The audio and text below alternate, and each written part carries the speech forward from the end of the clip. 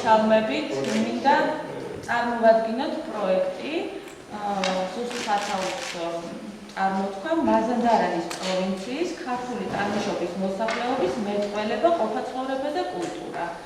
პროექტი დაფინანსებულია შოთარიხარაძის ეროვნული სამეცნიერო ფონდის მიერ. დღეს ჩვენ ფონდისთვისაც გვევალებოდა ანგარიშის ჩაბარება და მოკლედ აი ამას ემსახურება ჩვენი პროექტი. გახლავართ 5 წევრი ყავს პროექტს. პროექტის ხელმძღვანელი არის პაატა ჯაფარიძე და მინდა დაიწყოს პაატამ ჩვენი პროექტის შესახებ. პირველ რიგში მადლობა მინდა გადაუხადო ეროვნულ ბიბლიოთეკას, რომ გამოგვიყოს სივრცე და ყველანაირად შეგვიწყო ხელი ამ პრეზენტაციისთვის. ყურადღების ცენტრში მოიქცა მაზანდარანის პროვინციის ქართული წარმოშობის მოსახლეობა, მათი ყოფაცხოვრება, მეტყველება და კულტურა. ძირითადად მოქმედების არეალი იყო ჩვენი ექსპედიციის ბეშახი და მისი მიმდებარე ტერიტორია. კერძოდ სოფლები გორჯი-მაჰალე, ბეშახის რაიონში, გორჯი-მაჰალე, გორგანამდე და გორჯი-ქოლა. ვიყავით ასევე ფარაღაბადში. მდგომარეობა არის შემდეგნაირი, აქ მათი მეტყველება არის მაზანდარანული ენა, ნიდერლანდური ენა, ქართული მათ შენარჩუნებული არ აქვთ. არის ცალკეული ლექსიკური ერთეულები, რომელსაც იყენებენ გაუცნობიერებლად, მაგრამ არის ამჟამად ქართული წარმოშობის. შეიძლება რამოდენიმე დავასახელოთ, ეს გახლავთ თითი, მაგალითად იყენებენ ასე სიტყვას ნაჭირი, ნაჭრის მნიშვნელობით, ადრე, რაკრაკი, ასევე რომელიც შეიძლება ეტიმოლოგიური, ასე ვთქვათ, ეტიმოლოგიის საფუძველზე დავუკავშიროთ ქართულ ენას. არის რიგი სიტყვებისა, რომელსაც ვთქვათ თვლიანი ისინი, რომ არის ეს ქართული წარმოშობის, მაგრამ მაგალითად ბევრი ქართული ბევრს წარმოთქვამი როგორც ბაბა. საინტერესოა იმდენად ამდენადაც ეს საერთოდაც საფიქრებელია ძველი სპარსული ფორმა ჰქონდეთ მათ შენარჩუნებული ამ ბაბას. რაც შეეხება ეს მოკლედ მეგობრები უბრალოდ ისაუბრებენ ამ მეტყველების შესახებ.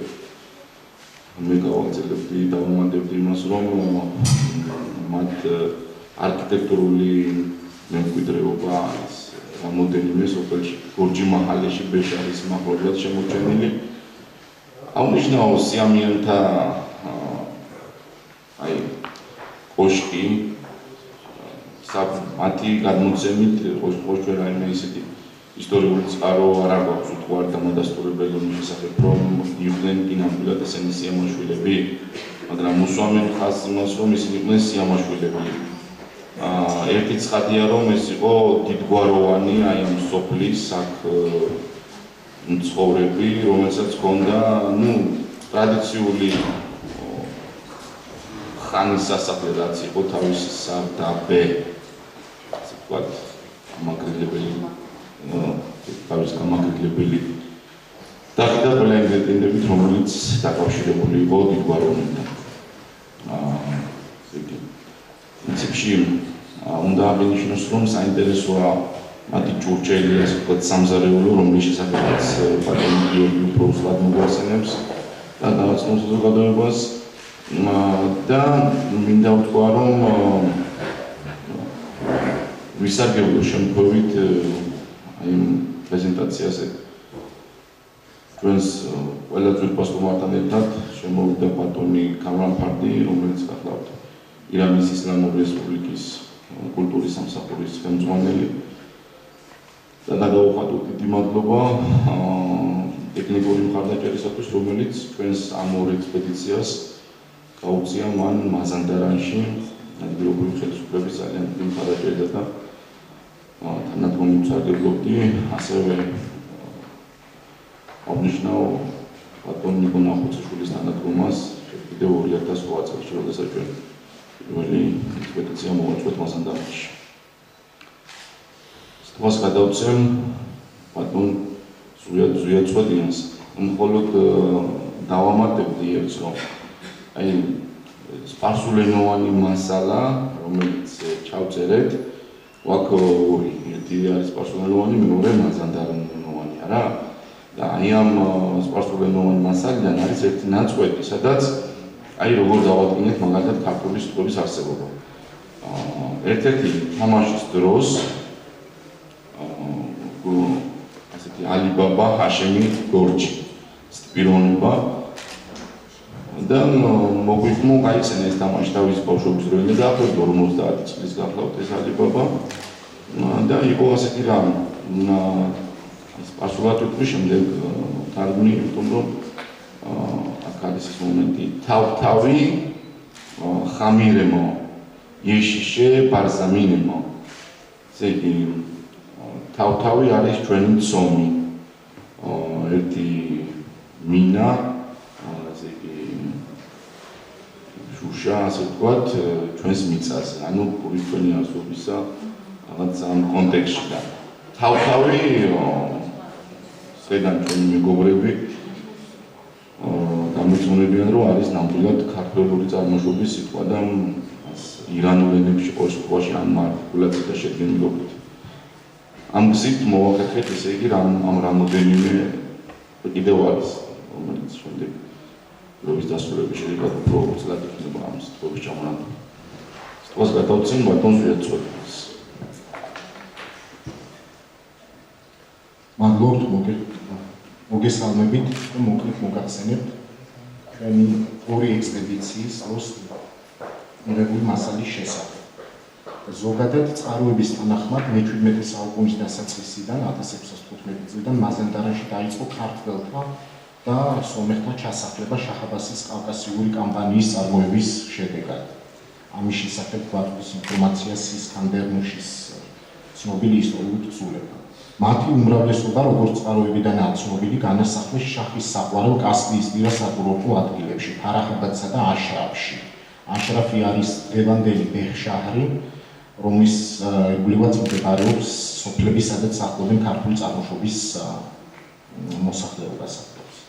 ისტორიულად ბეჰ-შაჰრი სრული სახელწოდებაა ბილად ალ-აშრაფ, ანუ ადგილი ან ქვეყანა პატრიოსანი.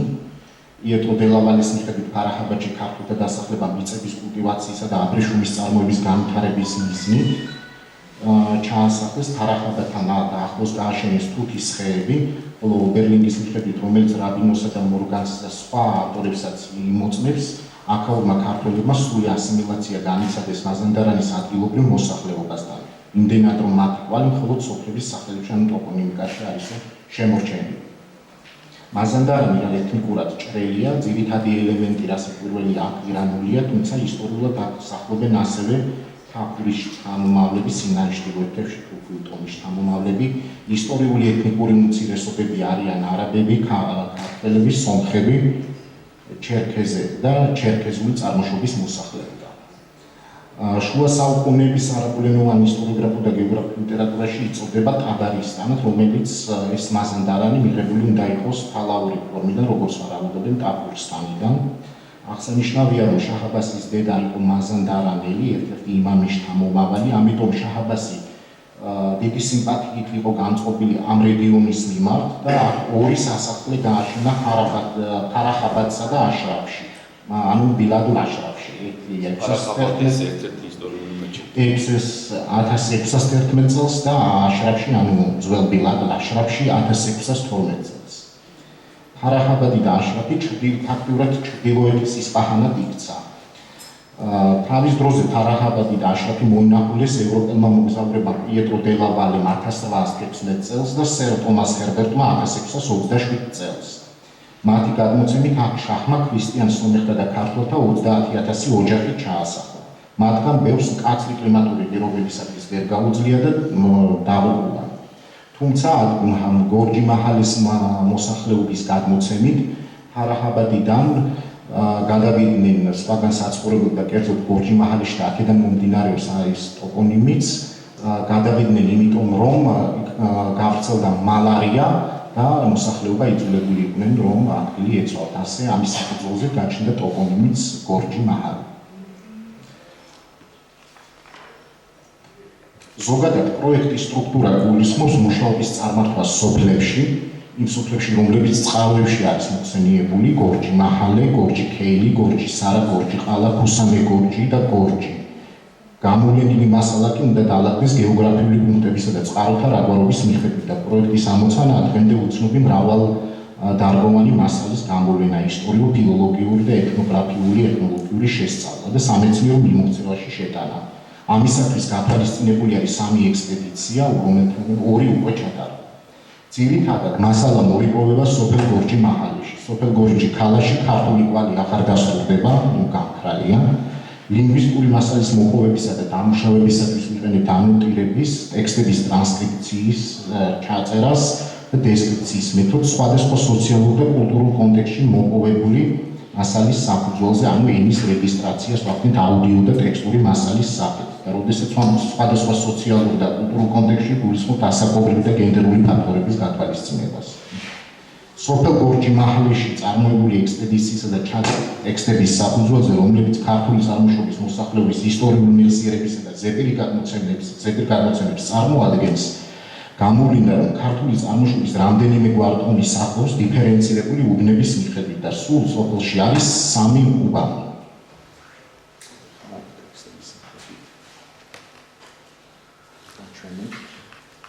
ამის შესახებ მაზადანო ტექსტ ჩაწერილს.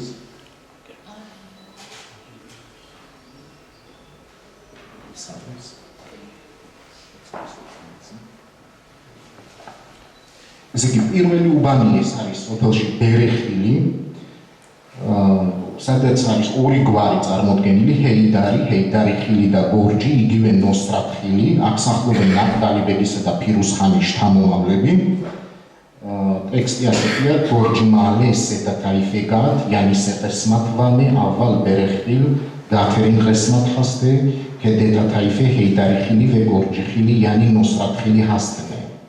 ანუ ბერეხილის გორჯი მაჰალეში 3 დიდი გამშრალდა, ესე იგი 3 დიდი ნაწილი უბანი გვაქვს. პირველი ბერეხილის ყველაზე დიდი ნაწილია, სადაც 2 გვარია: ჰეიდარი ხილისა და გორჯი ხილისა, ანუ ნოსრათ ხილისა.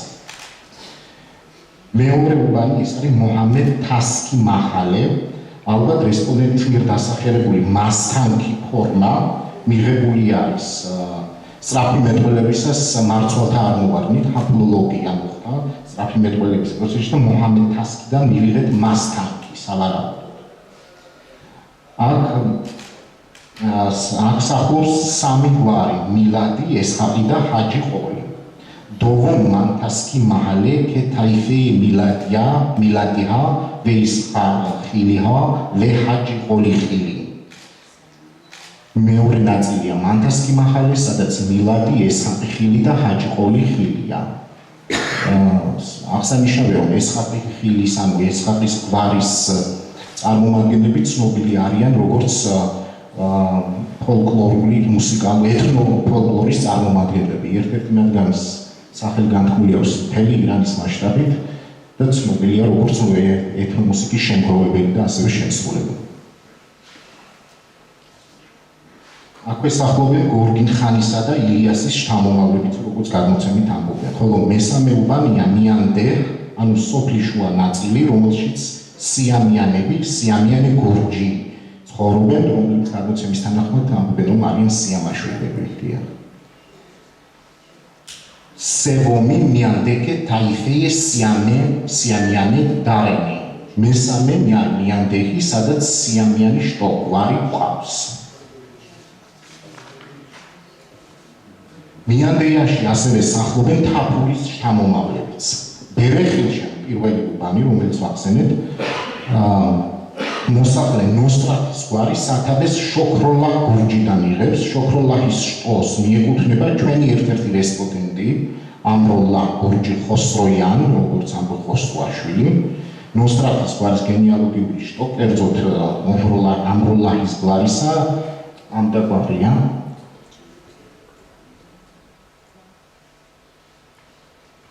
იგი შოქროლაჰ გორჯი, მისი ძე ნოსრათოლაჰ გორჯი, მეუღლე სარა გორჯი, შვილი ზაბიხოლაჰ გორჯი და მეუღლე ესმათ თაჰერიე გორჯი, წოლი და მათი ვაჟი ამროლაჰ გორჯი. გადმოცემის თანახმად ჩოქროლაი ქართულად საუბრობდა, მაგრამ აღსანიშნავია, რომ დაახლოებით 77 წლის ასაკის ესმა თაჰერიე გორჯის ცნობით ბაბუამისმა ქართული არ იცოდა. ამრულაჰის მიხედვით მათი წინაპარი შოქროლაჰი ფაზლულაჰ ბეგ ლაჩინ ხანის შთამომავალია.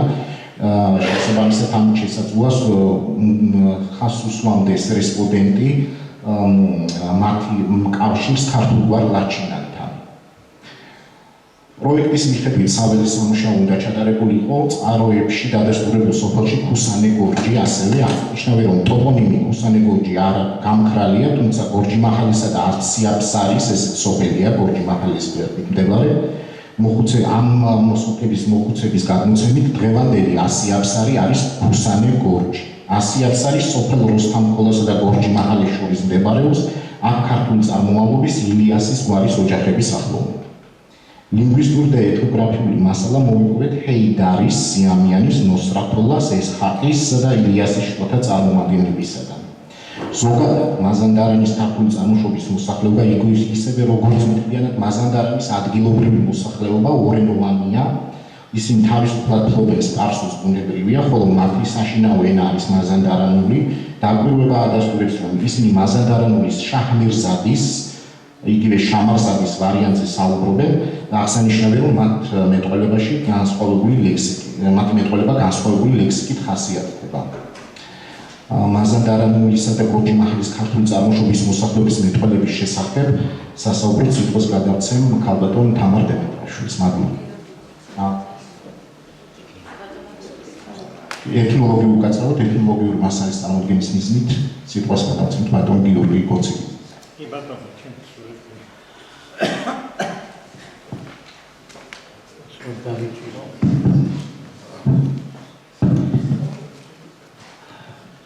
მე მინდა პირველ რიგში მადლობა გითხრათ მობრძანებისთვის.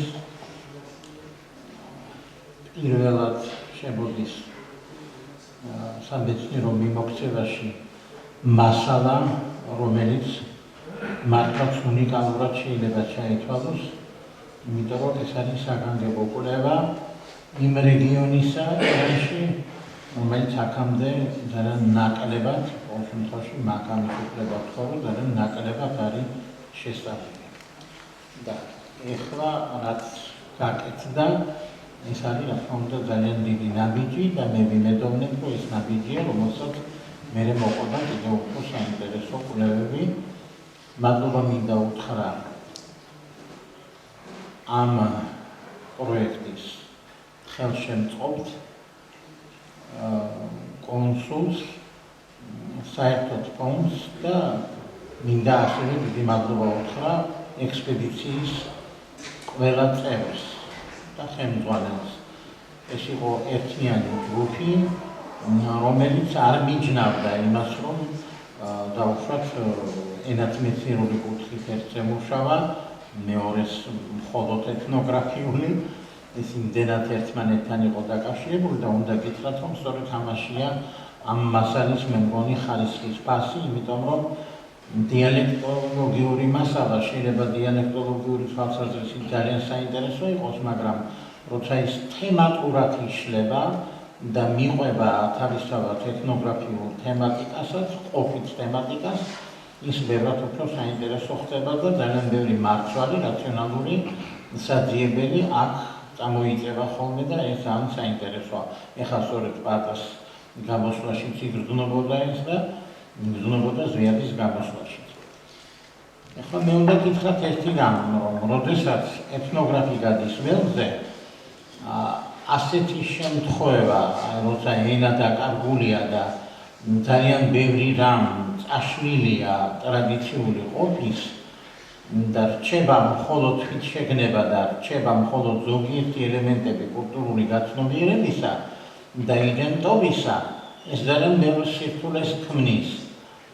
და რა ხდება იცით, რომ აი უფრო ძლიერად წარმოჩინდება ეს ბოლო უკანასკნელი ნიშნები, რამდენადაც სხვა საშუალების შენარჩუნება მათ არ შეეძლოთ.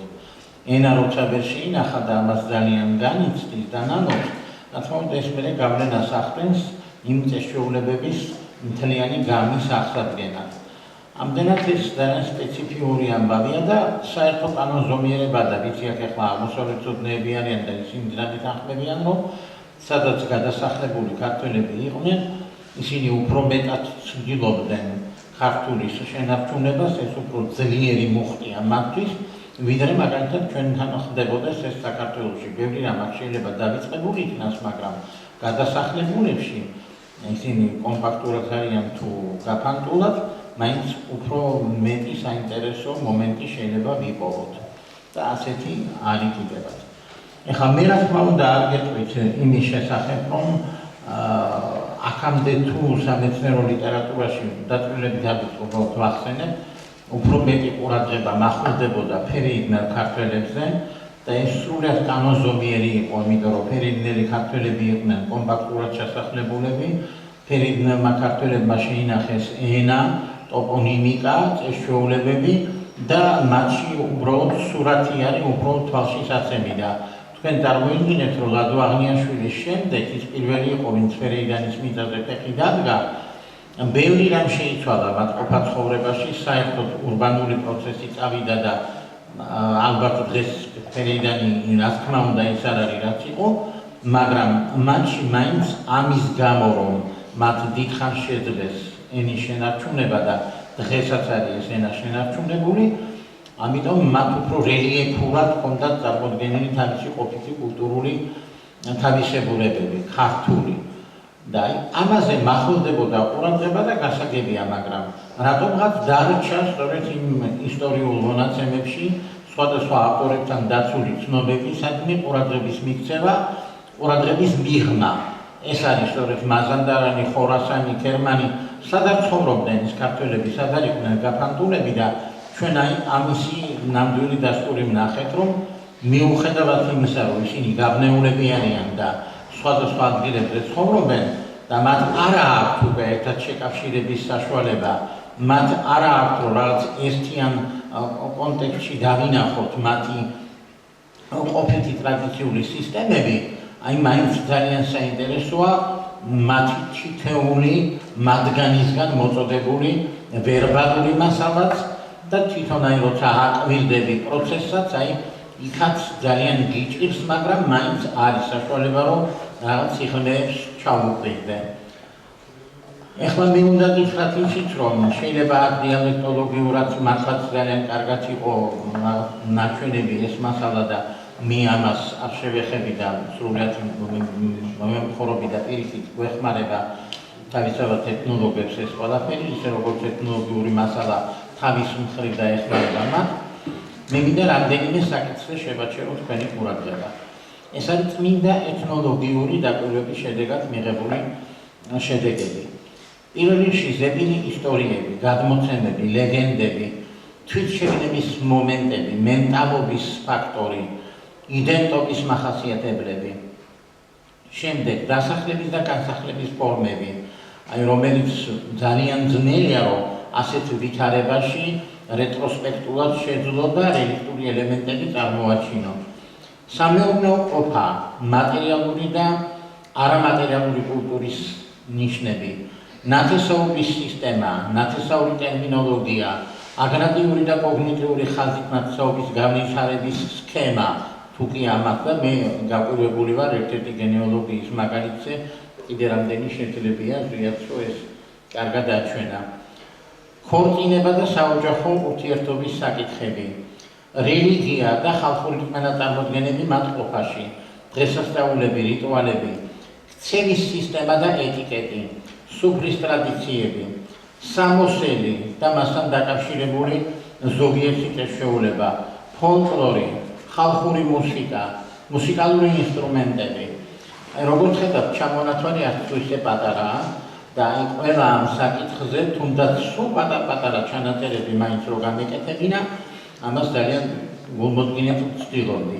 ზეპირი გადმოცემებიდან მე მინდა ხაზი გავუსვა სწორედ მენტალობის, იდენტობის მახასიათებელ ნიშნებს, თვითშეგნების თავისებურ გამოვლინებას, რამაც მე პირადად ძალიან გამაოცა.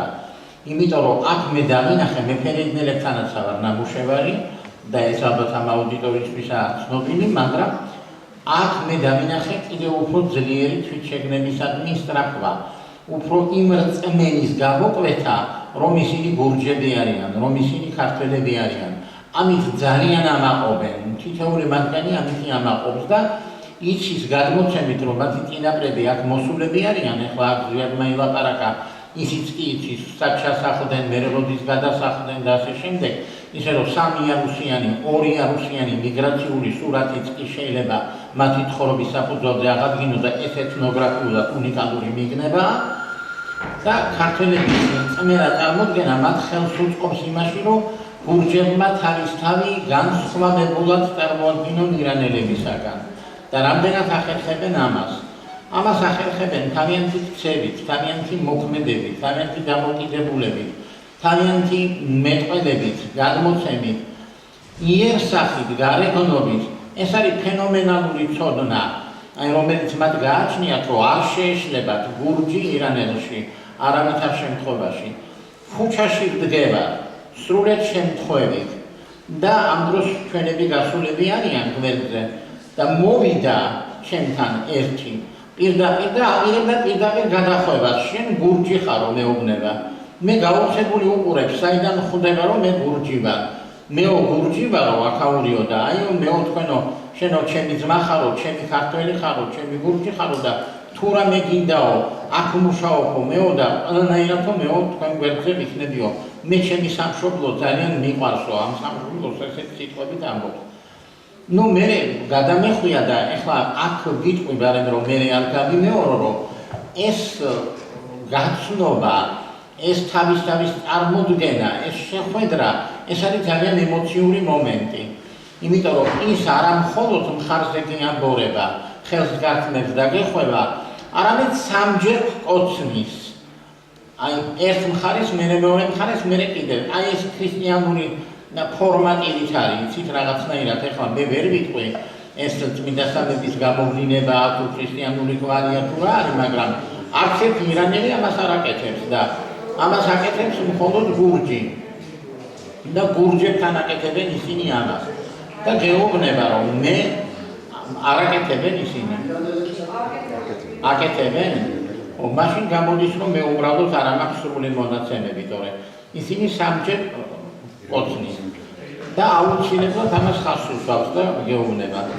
მე გარგიცოდი და ძალიან მივაქცევ მაგას ყურადღება. მაგრამ მე აი ამ გამომეტყველების მიხედვით, გარეგნული იერნიშნის მიხედვით, როგორ ხდება გამოცნობა გურჯის, ახლა ეს ფენომენი მე არ შემიძლია ახსნა, რანაირად ახერხებს ამას. მაგრამ ხაზს უსვამს ამ მდგომარეობას. ეხლა ნანობს, რა თქმა უნდა, იმას, რომ ქართული ენა არ იცის და ასე შემდეგ. შემდეგ მეტყველებაში აუცილებლად ხაზს უსვამს იმას, რომ აი ეს სცენარები, რომ ნათესავების, ახლობლების ძველი ტერმინოლოგია მათ დაკარგულია. მაგრამ ახლა არ უხსენებია ზუსტად და მე ვიტყვი, რომ აი იმ სიტყვამ დედა ამან ჩვენ გავაოცა, იმიტომ რომ გითხრა, რომ ჩვენ ნათესაურ ტერმინებში ხმარობთ სიტყვა დედას. მე ძალიან კარგად მახსოვს, რომ რამდენიმე დაგმოწმა ეს ფაქტი, რომ დედა სიტყვა ჯერ კიდევ იყო შემორჩენილი იმ მნიშვნელობით, რა მნიშვნელობითაც ჩვენ დედას ხმარობთ. ეს არის უახლესი წერე უკვე ეგრეთ წოდებული ნათესაური სისტემის. შემდეგ ეხლა მე გარდა ზედელი გადმოცემებისა და იმ ფაქტისა, რაც მე თქვენ გითხარით, მე ძალიან მაინტერესებდა თუ როგორ იყვნენ ისინი განსახლებულები. სად იყვნენ ისინი განსახლებულები და რა საქმიანობით იყვნენ ისინი დაკავებულები. როგორც ჩანს, თავდაპირველადვე, როდესაც ისინი გადაასახლეს, მათ რა საქმიანობასაც ისინი საქართველოში მისდევდნენ და ეს ბუნებრივია, ეს თავისუფლად ვალერიან გაბაშვილს ჰქონდა და ნამდვილად ეგრეა, ინტენსიური მეურნეობის მატარებელი მოსახლეობა ჩაასახლეს იმ ადგილებში, სადაც მათ უნდათ ეკონომიკური პოტენციალი აეწიათ. აი ამიტომ ისინი ყოველთვის ასახელებენ, რომ მისდევდნენ მიწათმოქმედებას, მისდევდნენ მეურნეობას, მესაქონლეობასაც, მაგრამ აი მიწათმოქმედებასაც და გამოდის, რომ ეს მიწათმოქმედება ისეთ რეგიონში, რომელშიც ისინი ცხოვრობენ, აუცილებლად სიმბიოზური მეურნეობის ფორმას ექვემდებარება, იმიტომ რომ დამხმარე ფორმად არ შემოდის, არამედ ძირითად მაწარმოებელ ფორმად შემოდის მესაქონლეობა მიწათმოქმედებასთან ერთად. ასახელებს ხორბლეულ კულტურას, მარცვლეულ კულტურას, მაგრამ სამწუხაროდ ახლა თითეული მარცვლეულის შესახებ ტერმინები არ არის კარგად შემონახული. მაგრამ როცა ლაპარაკობს იმაზე, რომ ხორბლის რომელიმე სახეობა თუნდაც ერთი დრო იყოს დადასტურებული და ლაპარაკობს, რომ ის ჩვენი პურის არსებობის წყარო იყო, ეს იმას მიგვანიშნებს, რომ ისინი ამ მარცვლეული კულტურების არსებობდნენ.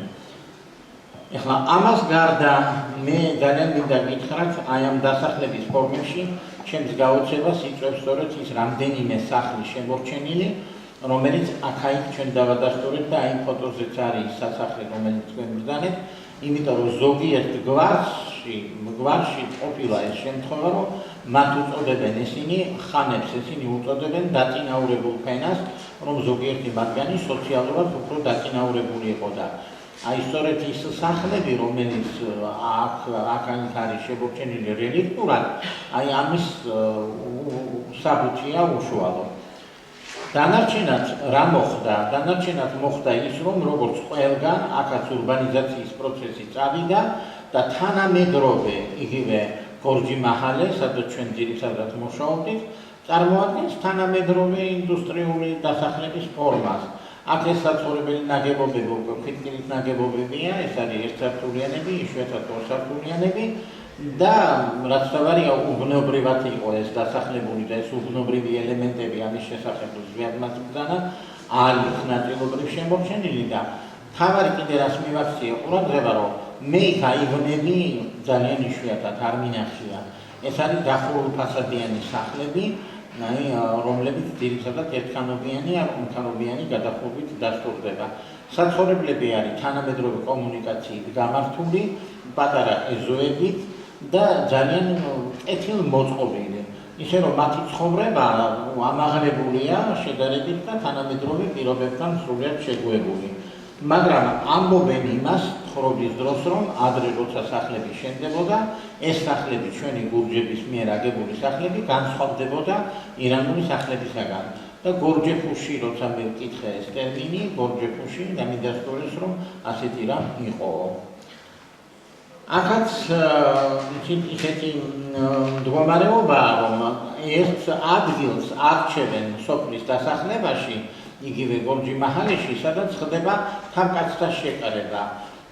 ეს დააგავს ეგრეთ წოდებული ჯამაათის შეკრებას, რომელსაც ჩვენთან საფეხნოს ვეძახით, სვიფს ვეძახით, სანახშოს ვეძახით, სადაც იკრიბებიან ხოლმე და საუბრობენ და მეტყველებენ. ეს უნდა იყოს ან მეჩეთში, მეჩეთთან ახლოს, მეჩეთში, ან და შეიძლება იყოს ასეთი ობიექტი, თანამედროვე მარკეტი, სადაც ისინი იკრიბებიან ხოლმე და მსჯელობენ. რეალურში ხელში მთელი დღის განმავლობაში ბაასობენ. აი აქ ამ საუბრის დროს შეიძლება ძალიან ბევრი საინტერესო ელემენტი აღმოაჩინო, როცა უშუალო ინტერვიუს გზით მუშაობ. ეხლა აქ ძალიან საინტერესოა ის მომენტიც, რომ თითოეული მათგანი გამოირჩევა ძალიან დიდი კეთილგანწყობილებით და თითოეული მათგანი გეპატიჟება და თითოეული მათგანი ცდილობს, რომ რაც შეიძლება მეტი პატივი სცეს. და სწორედ აი ამ შეკრებაზე მოხდა ისე, რომ ერთ-ერთმა მათგანმა ჩვენ მიგვიწია თავის სახლში და მე იქ ჩემი თვალით ნახე უკვე მუსიკალური ინსტრუმენტების დამამზადებელი ოსტატი. აი რომელიც არის მხოლოდ ოსტატი ამზადებს ამ მუსიკალურ ინსტრუმენტებს, ეს არის სიმებიანი ინსტრუმენტი, ძირითადად ხემიანი საკრავიც არის, ეს თანამედროვე აღმოსავლური მუსიკალური ინსტრუმენტებია, მაგრამ საოცრად თავშეკავებული და მოკრძალებული პიროვნება იყო მან სიამაშვილების გვარის წარმომადგენელი, რომელიც ამ ხატრიანობის გამო ამბობდა, რომ მე არა ვარ მუსიკოსი და მუსიკალური ეთნოგრაფიის შესახებ თავს იკავებდა რომ რაიმე ეთქვა, მაგრამ მე ამ მუსიკალურ ინსტრუმენტებს ვამზადებ მხოლოდ, ესე იგი მხოლოდ ეს საქმე ვიცი და გვაჩვენა კიდევაც მან თავისი ადგილი, სახელოსნო, სადაც ის ამ ინსტრუმენტებს ამზადებდა.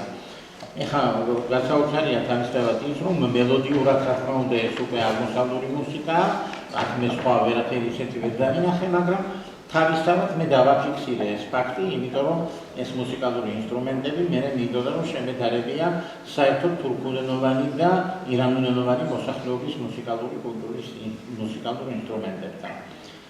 ეხლა მე მინდა საკანონმდებლოს მივაქციო ყურადღება ეტიკეტის საკითხებს. ერთ რამეზე კი გითხარით ზემოდან, აღმოჩნდა რომ ზუსტი არ იყავი. საყოველთაოდ ცნობილია რომ რამდენად დახვეწილი და რაფინირებულია საერთოდ ირანელების ქცევა და ირანელების მოქმედება, ეტიკეტი. ამ მხრივ ახლა არც ისინი არიან გამონაკლისები, პირიქით უფრო მეტი გრძნობით გულანტებულებით ხვდებიან. მაგრამ აი საოცარი მორიდების მომენტები შეინიშნება. თუ გამითვალისწინებთ იმ გარემოებას, რომ ისინი ამ უცხო გარემოში ცხოვრობდნენ და ბუნებრივია ბევრი რამ გადაიღეს, მაინც მათთვის იცით აი გრძნობიარე ფაქტორებს დიდი მნიშვნელობა აქვს. ესენი სავაზიანი ქცევის გამორჩეულები არიან და აშკარად შეინიშნება აქ მედგარი ხასიათით და რით ამაყობენ ვაჟკაცობით, სამართლიანობით და ერთგულებით. აი ეს თვისებები ძალიან გამოკვეთილია. მე ახლა მომეწონა ეს მისალმების წესი, რომელზეც მე თქვენ მოგახსენეთ, მაგრამ გამოვიდა რომ ამ მისალმების წესში, არ ვიცი, შეიძლება მთლად კარგად ვერ ჩავიხედე ბოლომდე.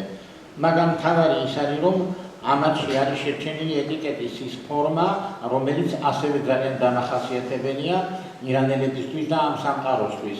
ეს არის უფროს უმცროსობის ინსტიტუტი, საოცარი პატივისცემა უფროსებისადმი, აი გამოხატულია ეს მეტად და თითქმის ყველა ისე იქცევა, რომ მათში ამ უფროს ადამიანს სოციალურად დაწინაურებულ ფენასაც ექცევა ყურადღება, მაგრამ ასაკობრივ ფაქტორსაც, როცა ასაკობრივად ის არის დაუშვათ უფროსი ადამიანი და მას საგანგებოდ ექცევიან. მე ახლა კიდევ ერთ ფაქტორზე შევაჩერებ ყურადღებას, რომ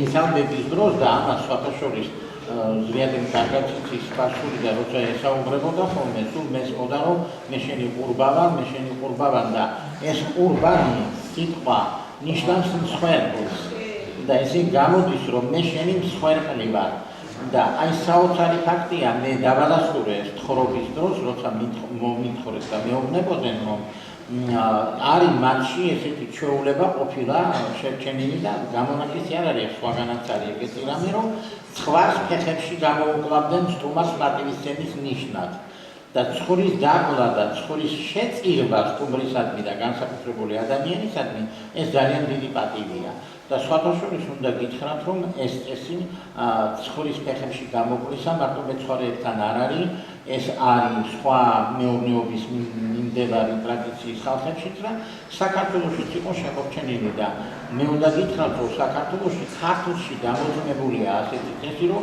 ნეფე პატარ ძალსაც, როდესაც ოჯახში შემოიყვანენ, სიძეს ფეხებში გამოუკლავენ ცხვარს. ეხლა აქ არავინ არ ლაპარაკობს იმაზე, რომ ეს არის ყურბანი და ეს არის მსხვერპლი, მაგრამ ნამდვილად ეს არის მსხვერპლშეწირვის ძველი ტრადიციის ანარეკალი. ხოლო რაც შეეხება თვითონ ყურბას ასეთ გამოცემებას, ეს ყურბან ბაირამში საფუძველია, ხომ, როდესაც დღესასწაულ ყურბან ბაირამს იხდიან, აი სწორედ ეს ყურბანი მსხვერპლშეწირვაა და აქედან მოდის. ისე რომ აქ ძალიან საინტერესო ძველი პლასტი იკვეთება. ეხლა მე არ შეიძლება არ გითხრათ ისიც, რომ როდესაც შევდიოდი ერთ ოჯახში, მე გამაოცა იმ ფაქტმაც, რომ აი ფშაპის მაგვარი რაღაც მარცვლეული ჰქონდა, რომელიც სახელთან ჰქონდა მიმაგრებული პატარა საგანზე, მას ცეცხლი წაუყიდა, აახჩოლა და მერე დამითმო უკვე ადგილი რომ შევედი მე სტუმარს. ესე იგი, სტუმრის მიღების განსაკუთრებული მორიდებული წესი და რაღაც საკარალური ქმედება დაედო ამას საფუძვლად. სიამანების ოჯახში, თქვენ თვითონ მოწმე იყავით ამ ფაქტისა.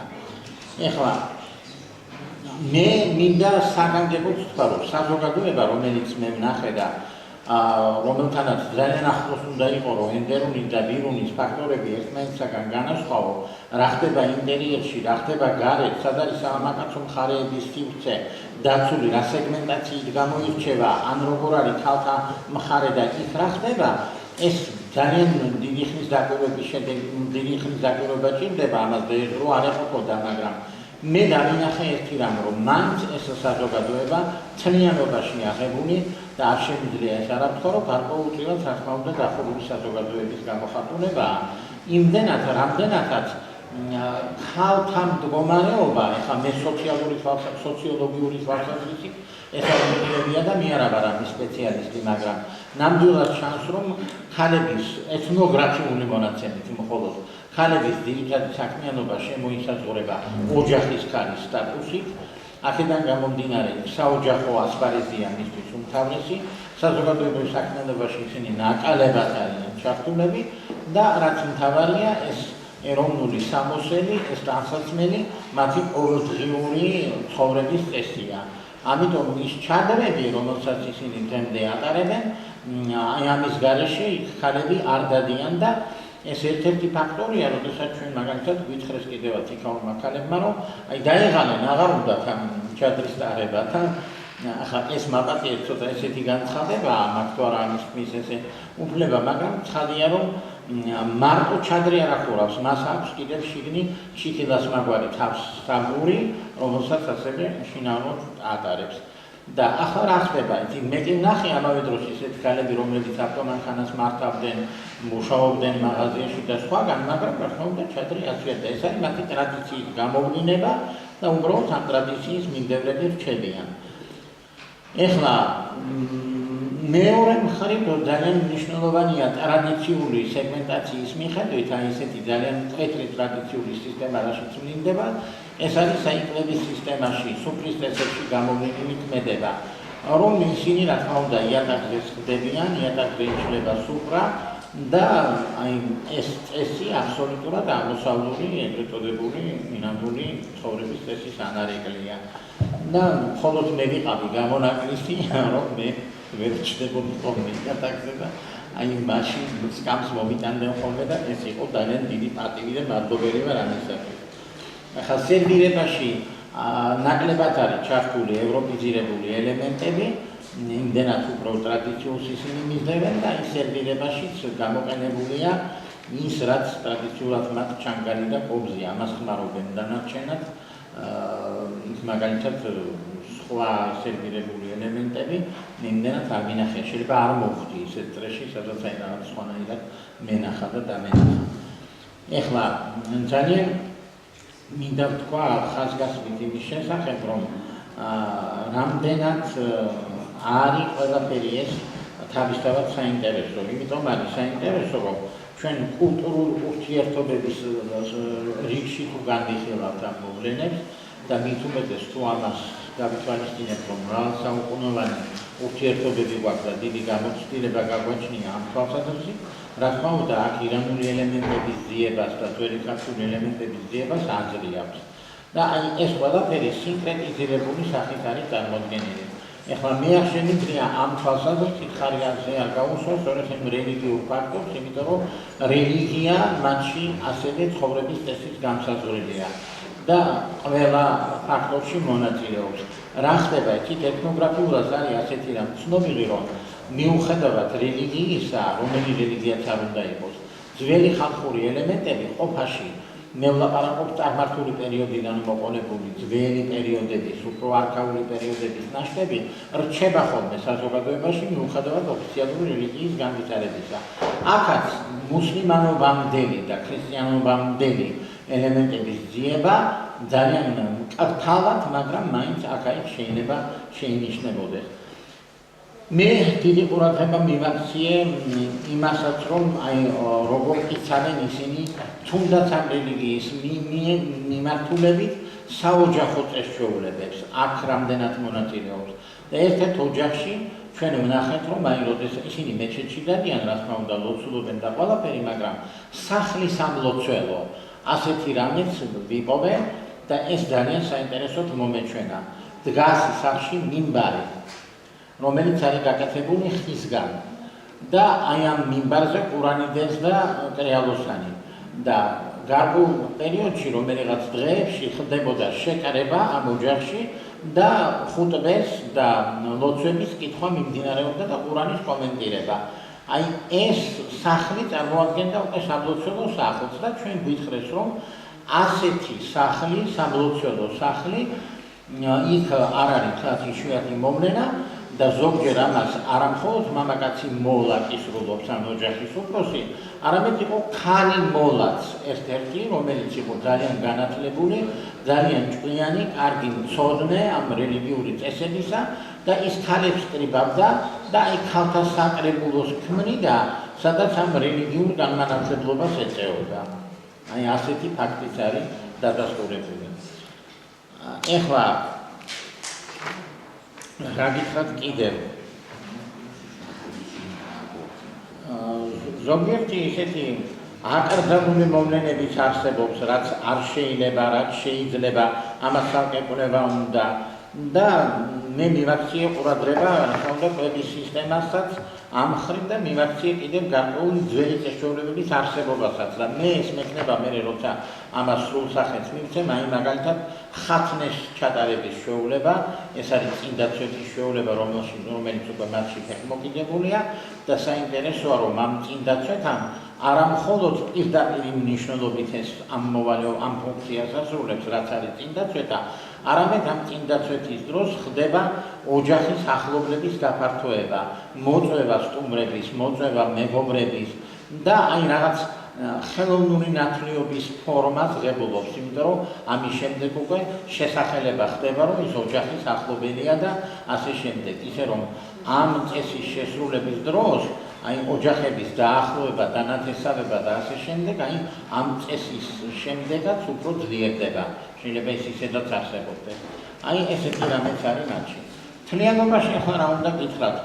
იმს უნდა გითხრათ, რომ მაზანდარანი და თავისთავად ეს რეგიონები თუ იქნება მთლიანობაში შესწავლილი ენათმეცნიერული კუთხით, ეთნოგრაფიული კუთხით და საერთოდ როგორი კუთხითაც არ უნდა მიუდგეთ, ალბათ იქნება ძალიან საინტერესო და ახალი სიტყვა იმდენად, რამდენადაც არ არის ეს აქამდე ასე გამოყენებული და თუ ამას სხვა რეგიონებიც დაემატება, ჩემი აზრით შეიძლება მაშინ ბევრი საერთო კანონზომიერების დადგენის მეტი საშუალება გქონდეს. დიდი მადლობა ყურადღებისთვის. თუ კითხვები იქნება, პასუხს გაქვს. მე მინდა ყურადღება გავამახვილო ამ შემთხვევაში იმ ლექსიკურ ერთეულებზე, რომელიც ნამდვილად გასწორდება მოსახლეობაში.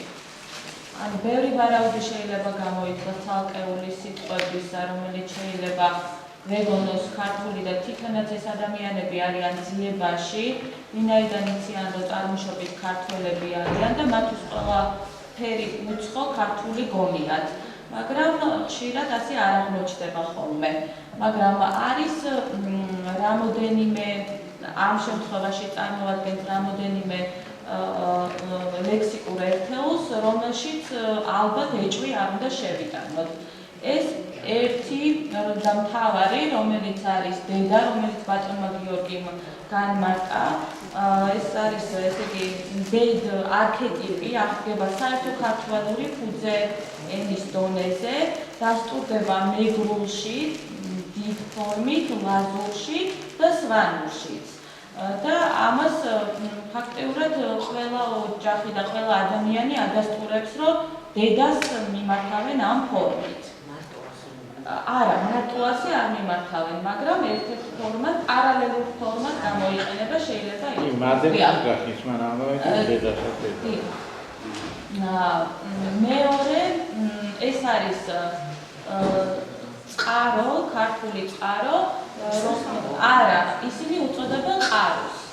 ნუ აქ საინტერესო მომენტი ის არის, რომ წ ბუნებრივია დაიკარგებოდა იმიტომ, რომ წ არ არის სპარსულში და მათთვის რაც უცხო იყო წარმოსათქმელად სავარაუდოა, რომ დაიკარგებოდა, მაგრამ თუ კითხვა ისმის, რომ რატო შეიძლება შენარჩუნებულიყო ეს სიტყვა. ნუ ჩვენი ვარაუდი არის, რომ 100 აფსარში, სადაც ჩვენ ნახეთ ეს ყარო და ამ შემთხვევაში კონკრეტულ ადგილს ქვია, არა ზოგადად წყაროზე არის მთლიანად გავრცელებული ეს სახელი, უკვე არის კონკრეტული დასახელება იმ ადგილისა, დიახ, საიდანაც წყალი ამოდის.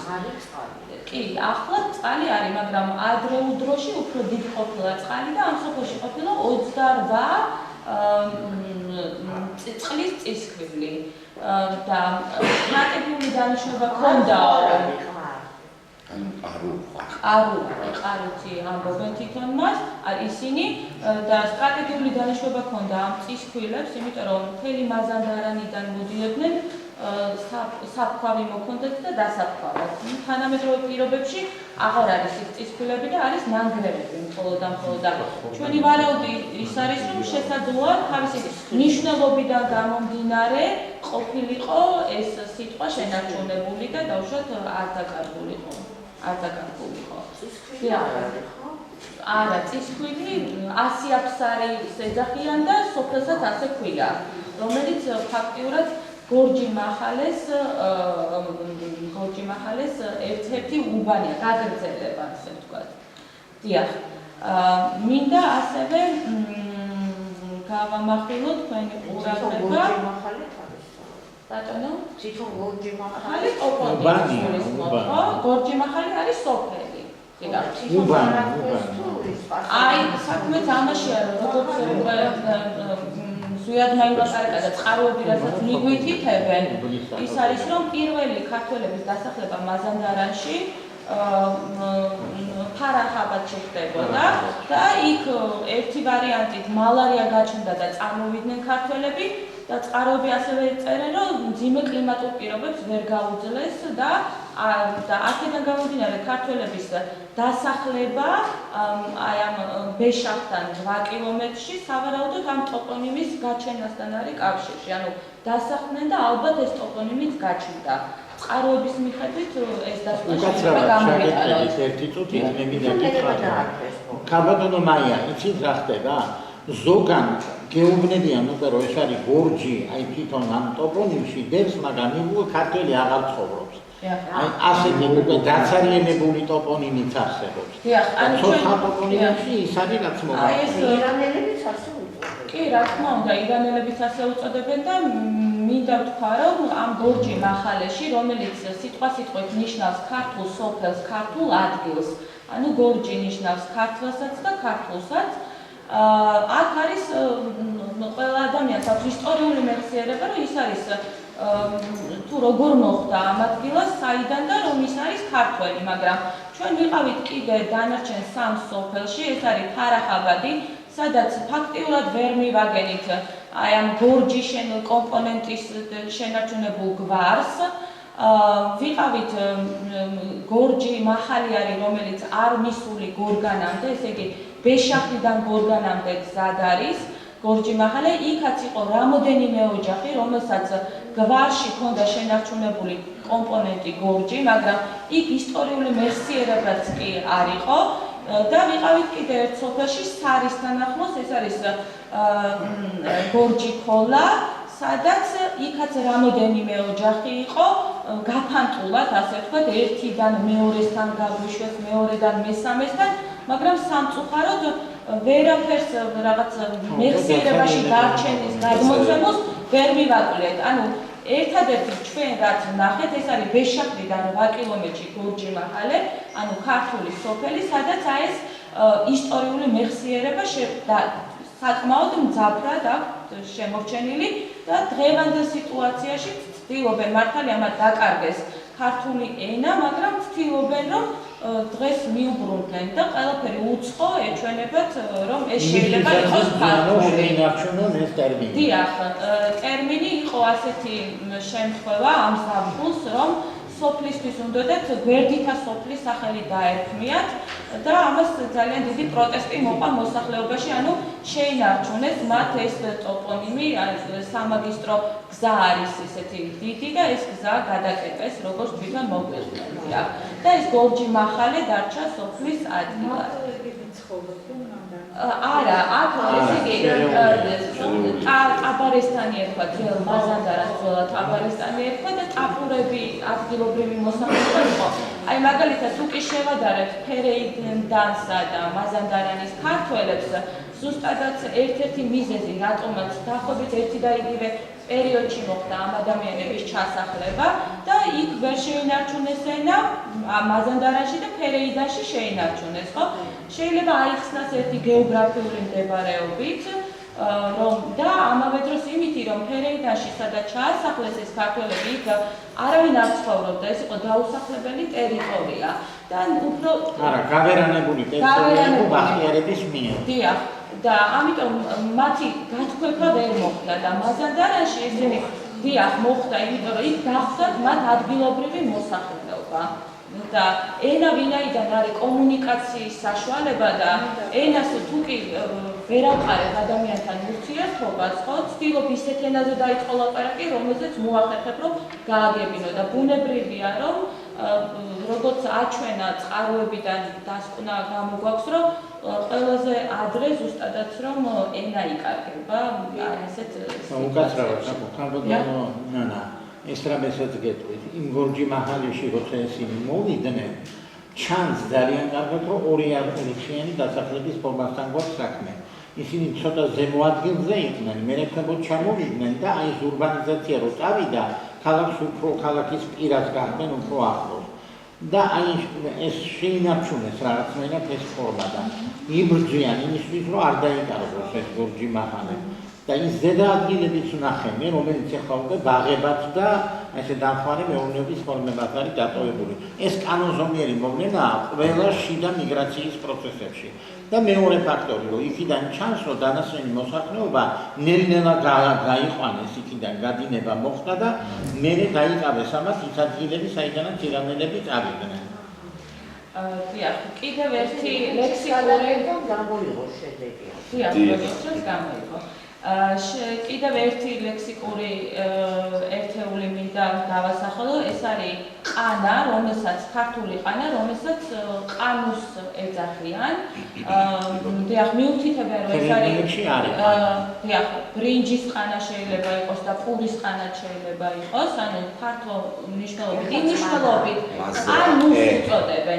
დიახ, ეხლა ყანა. ყანუს უწოდებენ, დიახ. ეს არა, იცით რა არის, ისინი შალი ზარსაც ხმარობენ, რომელიც ბრინჯის ყანას მიუთითებს. არანაირ ფორმატს აყენებენ. არა, კონკრეტულ ადგილს კი არ უწოდებენ. ყანას ჩვენაც ქართულში ეძახიან ყანუს. ესე იგი, ქართველურში აღდგება ეს ძირი, ყანა ძირი არის, მეგრულშიც ყონძირა და ლაზურშიც. ქაბოდონია, ყანა იყო ხორბლის ერთ-ერთი სახეობაც. საერთოდ ისტორიულად ყანა იყო ერთ-ერთი სახეობა. ისე როგორც წმინდა. დიახ, ანუ ვინაიდან ქართველურში აღდგება და რა კიდევ დავსვათ კითხვა, რომ მაინც და მაინც რატომ უნდა შენარჩუნებულიყო ეს სიტყვა. ანუ უნდა გავიხსენოთ კვლავ მივმართავთ წყაროებს, რომ ჩვენ ვიცით, რომ ეს ადამიანები ჩაასახლეს იქ მიწების კულტივაციისთვის და აბრეშუმის წარმოების განვითარებისთვის. აქედან გამომდინარე, დღესაც მიწათმოქმედებას მისდევენ. აბრეშუმი აი ფარაჰაბადში, მაგალითად ჩვენ სადაც ვიყავით, წყაროებში წერია ის, რომ იქ იყო აბრეშუმის ხეები. აბრეშუმის ხეები ნამდვილად არის ფარაჰაბადში, უბრალოდ ქართულ კვას ვეღარ მივაგენით. ეხლა ციტრუსებმა დაიკავა ის ადგილები. დიახ, და რა შეიძლება აბრეშუმის, ესე იგი, თუთის ხეები არის, ისეთ რომ აბრეშუმის ჭია ჭამს თუთის ფოთოს, როგორც ვიცი. დიახ. და აი ეს ყანაც, ყანუც სიტყვა, რომელიც შემორჩენილია მათ მეტყველებაში, ვარაუდობთ, რომ შეიძლება იყოს ქართული სუბსტრატი. ასევე შემიძლია ეს თავთავი, რომელიც ლექსში არის შემორჩენილი და პარტამ დასაწყისშივე თქვა და სავარაუდოდ ის რაც ზეპირ სიტყვერად გადაიცემა, იქ სავარაუდოა, რომ შეიძლება დარჩენილი იყოს ზუსტადაც და ზუსტად ეს თავთავი, იმიტომ რომ ეს მხოლოდ ერთმა ადამიანმა კი არ გითხრა ეს ლექსი, რამოდენიმე ადამიანმა საკმაოდ გავრცელებულია ზეპირ სიტყვერად და ის რაც ზეპირობასთან არის კავშირში, უფრო სავარაუდოა, რომ უფრო მეტად შენარჩუნებული იყო. დიახ. ასევე უნდა ვთქვა, მართალია ეს არის სიმბოლური ფუძეები ქართულში აღდგება, ეს არის ნანა, ესე იგი ქართულში იავნანას ნიშნულობით, მეგრულში დედას და მიმართვის ფორმით არის და სპარსულ ლექსიკონებშიც არის ეს ფორმა დაცული ნანა ფორმით, მოინთანაც და რუბინჩიკთანაც, თუმცა მითითებულია, რომ ეს არის სასაუბრო ფორმა და არ არის ლიტერატურული ფორმა, მაგრამ ჩვენ რაც გადავამოწმეთ, ამ ნანას თითქმის ყველა ოჯახში იციან, რომ ეს არის დედა და ბებია მნიშვნელობით ხმარობენ, მაგრამ საქმე იმაშია, რომ ირანელი ამ სიტყვას არ იყენებს და არ იცნობს ფაქტიურად, მაგრამ გორჯი მახალეს მკვიდრი მოსახლეობა განსაკუთრებით აი 50 წლის ასაკში შეიძლება თქვათ ახალგაზრდებთან ვერ დავადასტურეთ, იმიტომ რომ თვითონ მაზანდარანული დიალექტით, რომელიც ტრადიციულ ლიტერატურაში მაზანდარანულ ენადაც კი იწოდება, თვითონ განიცდის შევიწროებას სპარსული ენისგან.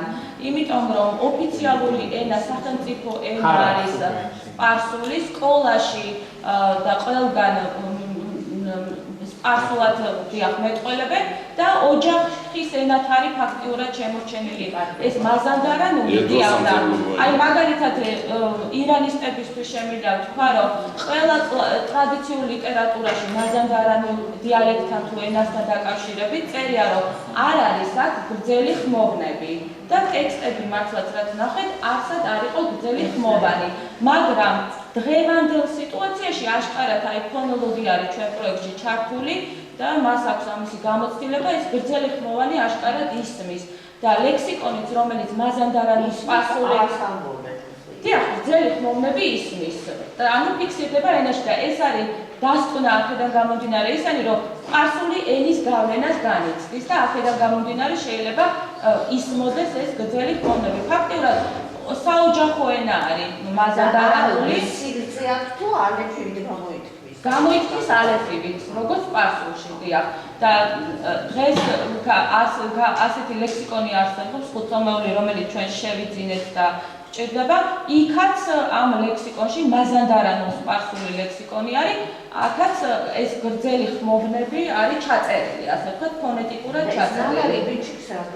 დიახ, აი სასაუბრო ფორმად აქვს დაფიქსირებული მოითანაც და რუბინჩიკთანაც. და ნუ ქართულში ქართველურ ძირად აღდგება, ასე ვთქვათ. და კიდევ ერთი ირანელებთანაც გავრცელდა ეს. ირანელებთან ჩვენ ვერ დავადასტურეთ, მაგრამ გორჯი მახალეში დედას მნიშვნელობით და ბებიას მნიშვნელობით ამ სიტყვას იყენებენ. ბავშვები აღარ იყენებენ ახლა. დიახ, ბავშვებთან ნაკლებად დასტურდება ასეთი რამები. და მინდა გითხრათ კიდე ერთი ლექსიკური ერთეული, ეს არის აკვანი, რომელიც გახვარი არის სპარსულად, როგორც ვიცით, მაგრამ გორჯი მახალეში ამას ეძახიან ნანოს. მოკლედ, დიახ, ესე იგი ნანო მნიშვნელობით არის და ეს ასევე რუბინჩიკთანაც და მოინთანაც დასტურდება, დიახ, ნანას უკავშირდება ქართველურისთვის.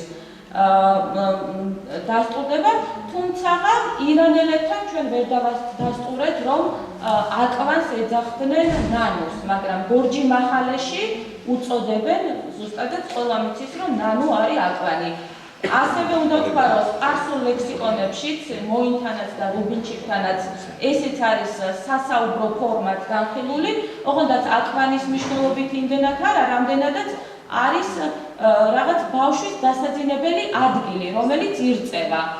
ჰამაკსაც ნიშნავს თანამედროვე მნიშვნელობით, მაგრამ მაინც და მაინც აკვანს არ ნიშნავს და აი ამაზე შეიძლება დავუშვათ ვარაუდი, რომ შეიძლება ქართველური სუბსტრატი იყოს, თუმცა ბატონ შალვა გაბესკირიას ხედავ რომ ესწრება ჩვენ ლექციას და განვიხილავდით მასთან ამ ტერმინებს, აი ამ ნანას და ნანუსაც, რომელიც საბავშვო ენად შეიძლება კი არა და ითვლება ეს სიტყვები და აქედან გამომდინარე ინდოევროპულ ძირშიც არის, ინდოევროპულ ენაშიც აღდგება, მაგრამ ჩვენ ვარაუდს გამოთქვამთ, რომ ვინაიდან ირანელებში არ დასტურდება ეს სიტყვები და მაინც გორჯი მახალეში აქვს შენარჩუნებული, ზუსტადაც რომ ქართულიდან შეიძლება იყოს ეს წაღებული. აი ეს მინდოდა მეთქვა მოკლედ დიახ ამ ლექსიკასთან დაკავშირებით და თუ შეიძლება ქართული მაია ბატონ გიას მინდა გადავცე სიტყვა ჩვენ პროექტთან დაკავშირებით და შეკითხვები მე. ესე იგი მე ძალიან ბევრს არ ვილაპარაკებ, იმიტომ რომ არ მიყვარს ლაპარაკი. და გავაგრძელებ რამდენიმე მომენტს გავუსვამ ხას. ხოლო ოღონდ დავიწყებ ბოლო ფრაზებიდან და მინდა ყველას კიდევ ერთხელ შეგასწრებთ, რომ ყველა ის, ვიზეც ჩვენ ვლაპარაკობთ, ვისაც ჩვენ ვსწავლობ, ისინი არიან ირანელები. ეს არ დავიწყოთ. და როდესაც ვსაუბრობთ, არ ვთქვათ, რომ ისინი განსხვავდებიან ირანელებისგან. ისინი შეიძლება სპარსელისგან, მაზანდარანელისგან, თურქმანისგან, თურქისგან, აზერბაიჯანელისგან, მაგრამ არა ირანელებისგან. იმიტომ რომ ეს პრობლემა არის საერთო, ზოგად საქართველოსობრივ და ქართველებს თუ გვინდათ ჩვენ რომ ჩვენ ერი ქართველი ვიყოთ დღევანდელი თანამედროვე გაგებით, ასეთი გაგებით არის ირანელი ერიც. ეხლა ეს ერთი.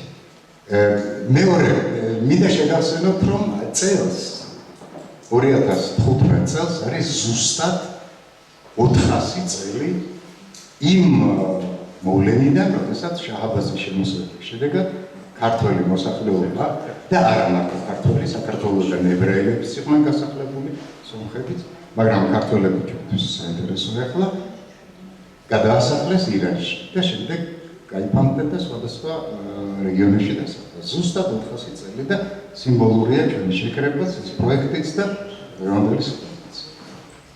შემდეგი ის რაც აქ ხაზგასმით არ ყოფილა წარმოადგენილი მე მინდა გითხრათ, რომ ეს პროექტი საინტერესოა არა მხოლოდ იმით, რომ აფიქსირებს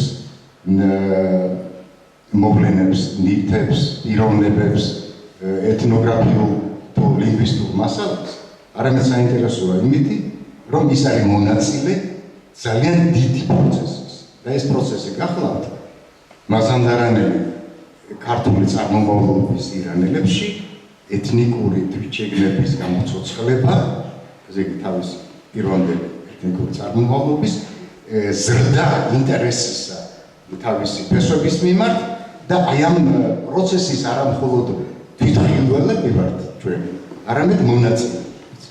ძალიან საინტერესო პროცესი გახლავთ, ის პროცესი, რაც დიდი ხანია დაწყებულია და მნიშვნელოვნად განვითარებული პერიოდში, პერიოდელებს, როგორც კარგად ვიცით, ენა დაუკარგავთ, მრავალი ტრადიციაში ინარჩუნეს ფოლკლორი ქართული და ასე შემდეგ.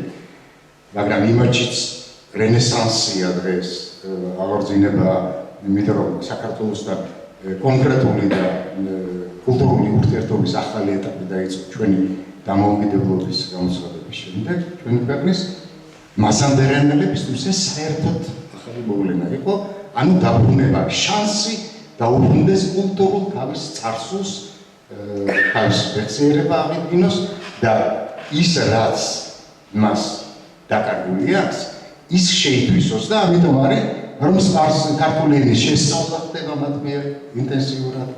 ისინი ცხოველად ინტერესდებიან თავის წარსულით და სპარსულ ენაზე, მაგრამ წერენ წიგნებს თავისი ისტორიის შესახებ.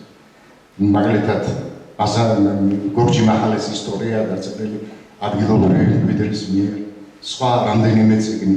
საიტებია ინტერნეტში შექმნილი, რომლითაც ისინი თავის თავს წარმოაჩენენ. აქ კიდევ ერთხელ ვლინდება ის, რომ ირანული დღევანდელი სახელმწიფოს ერთ-ერთ პოსტულატს განვითარებისა და ერთობისთვის წარმოადგენს მრავალფეროვნება, ეთნიკურ, კულტურული მრავალფეროვნება ერთიან ირანულ ერში. აი ეს არის ერთიანი მრავალფეროვნება სიძლიერე, ის, რაც ჩვენს უნდა გავითავისოთ კიდევ ერთხელ და ჩვენთანაც მრავალფეროვნება ჩვენი სიძლიერე. ამიტომ ის პირობები, რომელიც დღეს აქვს მაზანდარანელ ქართული წარმომავლობის ირანელს, რომ დაუკავშირდეს თავის ფესვებს, თავის დედა სამშობლოს, ასე ვთქვათ, თავისი წინაპრების, ჩვენთან დაამყაროს კონტაქტები, ეს სრულიად ახალი რეალობა. ეს ის რეალობა არ არის, რაც იყო ბატონი მაგალი იმყოფებოდა მაზანდარანში, გავლით, მათანა გააჩერა, ქართველები ნახა, მათ ჰქონდათ შენარჩუნებული ყველაფერი, მაგრამ ისინი 1000 მეთვალყურეობის ქვეშ იყვნენ და ესე ადვილად არ იყო კონტაქტები.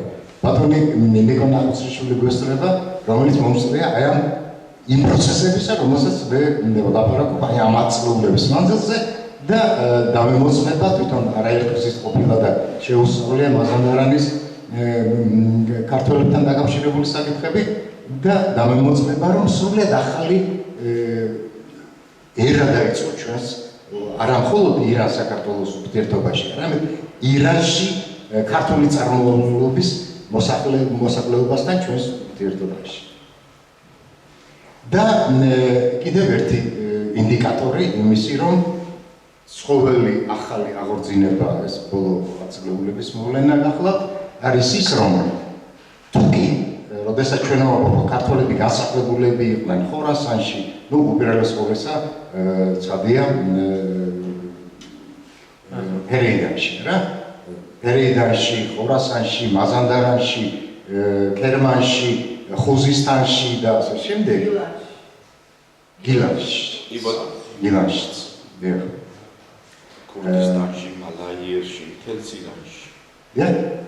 ესენი გაფანტულები ერთმანეთთან კავშირგარეშე იყვნენ ზოგადად კულტურულად ვამბობ და არა ეხლა თითო ვიღაცა ხანი და თითო მეომარი შეიძლება ერთმანეთს სადღაც ხვდებოდა გადაადგილების დროს. ეხლა ხდება მათი ურთიერთძიება და კავშირები.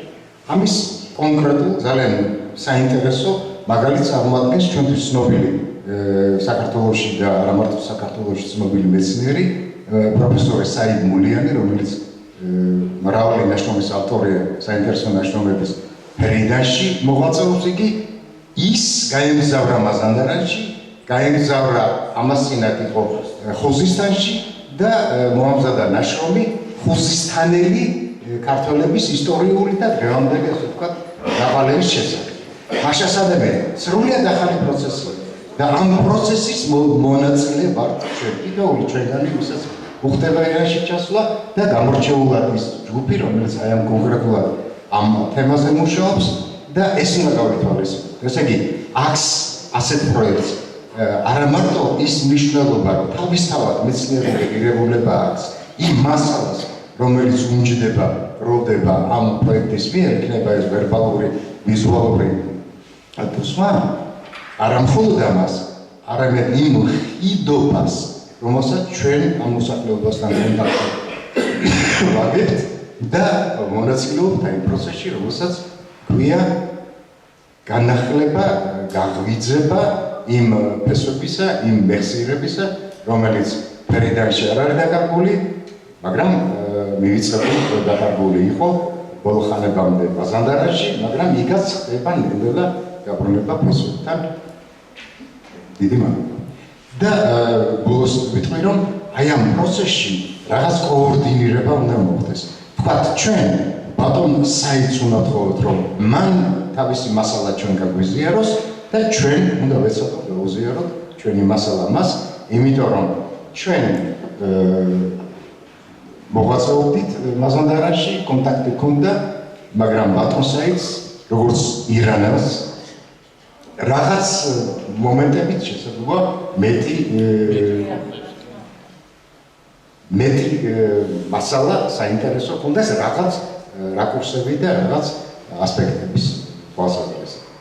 კიდევ ერთხელ მადლობა მინდა გადავუხადო უპირველეს ყოვლისა რუსთაველის ფონდს, რომელიც აფინანსებს ესეთ საინტერესო პროექტს და ცხადია ირანის საელჩოს და მის კულტურულ განყოფილებას ყურადღებისათვის, რომელსაც იჩენენ ასეთი სამეცნიერო მივლინებების და შემოქმედებითი კონტაქტების დროს.